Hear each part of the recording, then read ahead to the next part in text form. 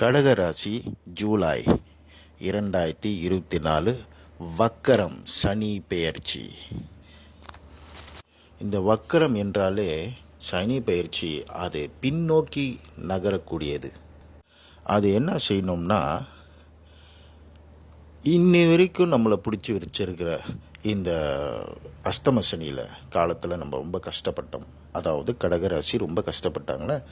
இனிமேல் இந்த ஜூலை மாதத்துலேருந்து, அதாவது இந்த ஜூன் 29 ஜூலை ஆரம்பித்து அடுத்த 4.5 மாதத்துக்கு இந்த வக்கர சனி நமக்கு ரிலீஸ் பண்ணுது. அதாவது 4.5 மாதத்துக்கு விடுவிக்குது. விடுதலை விடுதலை விடுதலை, துன்பத்திலேருந்து விடுதலை, நம்ம ஆட்டி படைச்சிருக்கிற அந்த துன்பத்திலேருந்து விடுதலை.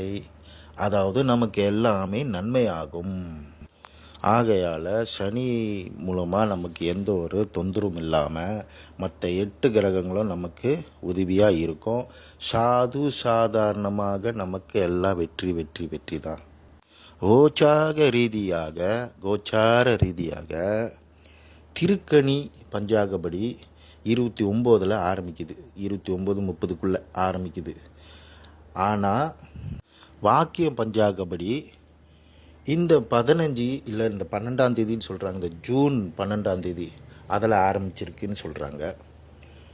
சில பேருக்கு வாக்கிய பஞ்சாங்கப்படி அவங்களுக்கு அது நடக்குது. சில பேருக்கு திருக்கணி பஞ்சாங்கப்படி அது கரெக்டாக நடக்குது. எது எப்படியோ நீங்கள் பார்த்துக்குங்க. அப்போது இந்த வக்கர சனியில் நமக்கு எல்லாம் விடுதலைனால எல்லாமே நமக்கு நன்மை தான் நடக்கும். வக்கர சனின்னா நமக்கு விடுதலை மாதிரி, எந்த ஒரு பாதிப்பும் இல்லை. இவ்வளோ நாளாக நம்ம அஸ்தம சனியிலேருந்து நம்மளை தாக்கிட்டு இருந்தது அவர் ரிலீஸ் பண்ணுறாரு. சரிங்களா? அடுத்த இந்த வருகின்ற ஜூலை மாதத்துலேருந்து அப்புறம் ஒரு அக்டோபர் மாதம் வரைக்கும், நவம்பர் மாதம் வரைக்கும் நமக்கு விடுதலை. அதுக்கப்புறம் அவர் திருப்பி மின் நோக்கி வராரு, மறுபடியும் நம்மளை அரெஸ்ட் பண்ணுறாரு. சரிங்களா?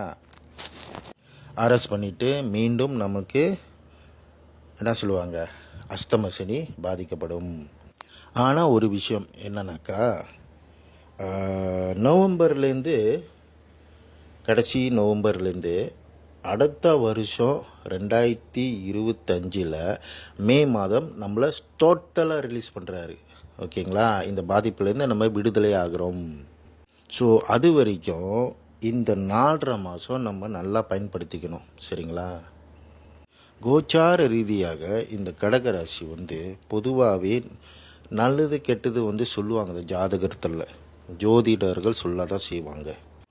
ஆனால் ரொம்ப முக்கியம் என்னன்னாக்கா, நம்மளோட தசா புத்தி நல்லா இருந்துச்சுன்னா எந்த ஒரு பாதிப்பும் கிடையாது. ஒரு சில பேர் நீங்கள் பார்த்தீங்கன்னா வாழ்க்கையில் 30 வருஷம் 40-50 வருஷம் நல்லா இருப்பாங்க. ஏன் தெரியுமா?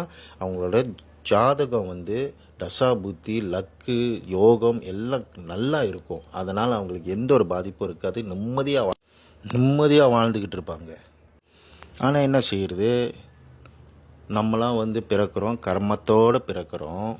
போன ஜென்மம் செஞ்ச பாவம், இந்த ஜென்மம் செய்கிற பாவம், புரியுதுங்களா? போன ஜென்மம் செஞ்ச பாவம் இந்த ஜென்மம் அடிக்குது, இந்த ஜென்மம் செஞ்ச பாவம் அடுத்த ஜென்மத்துக்கு அடிக்குது. அப்போ பாவம் செய்யாமல் இருந்துட்டால் எதுவுமே பிரச்சனை இல்லை தான். பாருங்களேன், இது பொதுவாக நான் என்ன சொல்கிறேன்னா, எல்லா 12 ராசிக்கும் அதே தான் நான் சொல்ல வரேன். இது கடக ராசிக்கு மட்டும் நான் சொல்லலை, 12 ராசிக்கும் எல்லாமே கரெக்டாக தான் நான் சொல்லிக்கிட்டு வரேன். அதாவது பாவத்தை செய்யாதீங்க அப்படின்ற ஒரு விஷயத்த மட்டும் நான் கரெக்டாக 12 ராசிக்கு மட்டும் நான் சொல்லிக்கிட்டு வரேன். நம்ம எந்த ராசியில் பிறக்கிறோம் முக்கியம் இல்லை, எந்த ராசியில் பிறந்தாலும் சரி, பாவம் மட்டும் நம்ம செய்யவே கூடாது. பாவம் மட்டும் செஞ்சிட்டோம்னா என்ன ஆகும்னாக்கா, நம்ம எந்த ராசியில் பிறந்திருந்தா கூட நம்ம தசா புத்தி சரியில்லாமல் போயிடும். இது இறைவன் விதிக்கப்படுறது அந்த மாதிரி. அப்போது என்ன ஆகும்னாக்கா, நம்மளுடைய கிரகங்கள் நம்மளை பாதிக்கப்படும். அப்போது அதனால் நமக்கு நல்ல நேரம் வந்தால் கூட நமக்கு பாதகமாக இருக்கக்கூடிய அந்த தசாபுத்தி அதுவே நம்மளை வச்சு செஞ்சிடும். அப்போ நமக்கு கிடைக்க வேண்டிய நன்மை கிடைக்காம போயிடும். இதனால தான் ஒரு சில பேருக்கு வந்து ஜோதிடர் சொன்னாங்க ஆனால் ஏன் எனக்கு நடக்கலை, அப்போ ஜோதிடர் பொய் அப்படின்னு சொல்ல வராங்க. இது முற்றிலும் உண்மை இல்லை. ஜோதிடர்னா அவர் உண்மை நன்மை பற்றி சொல்லுவாங்க, கெட்டது நல்லது பற்றி சொல்லுவாங்க. நம்ம தான் உஷாராக இருக்கணும். அதுக்காகத்தான் முன்கூட்டியே இந்த ஜாதகர்களும் நமக்கு சொல்லப்படுது.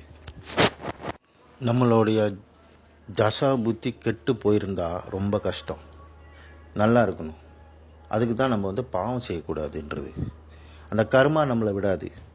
என்ன தான் ஜோசியம் உண்மையாக இருந்தாலும் கோச்சாக ரீதியாக நல்ல பலனை சொல்லியிருந்தாலும் நம்மளுடைய பாவம் கணக்குன்னு ஒன்று இருக்குது.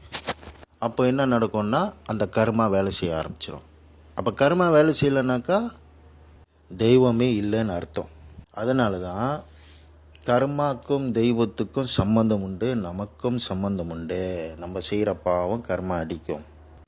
அதனால தான் நம்மளுடைய கோச்சாரம் ரீதியாக இந்த ஜோசிடம் நமக்கு தசா புத்தி சரியில்லாமல் போகும்.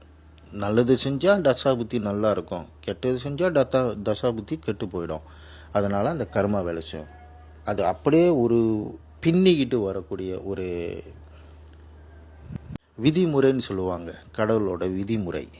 ஸோ இப்போ உங்களுக்கு புரிஞ்சிருக்கோன்னு நான் நினைக்கிறேன், நான் நம்புகிறேன். ஸோ அதனால் இனிமேல் நம்ம வாழ்க்கையில் நல்லதே செய்வோம். பொதுவாகவே நமக்கு வந்து இந்த சனி பகவான் வந்து நமக்கு நட்பு கோள்கள் கிடையாது. ஏன்னா நமக்கு வந்து இந்த சந்திரன் வந்து நமக்கு பலன் கொடுக்கக்கூடியது இந்த சந்திர பகவான். அதனால் சந்திரன் வந்து சனி பகவானுக்கு பகை கிரகம். அதனால தான் நமக்கு வந்து சனி பகவானுடைய உதவி நமக்கு எப்பவுமே கிடைக்காது. அது அவங்களுக்குள்ளாரையே என்ன பகையோ என்ன குரோதமோ நமக்கு தெரியாது. ஸோ நமக்கு இப்போது அதெல்லாம் தேவையில்லாத விஷயம். இப்போ இந்த 4.5 மாதத்தில் நம்ம என்ன செய்ய போகிறோம், எப்படி வெற்றி பெற போகிறோம், என்னென்ன சாதிக்க போகிறோமோ சந்தோஷமாக நம்ம ஏதாவது செய்ய பார்ப்போம்.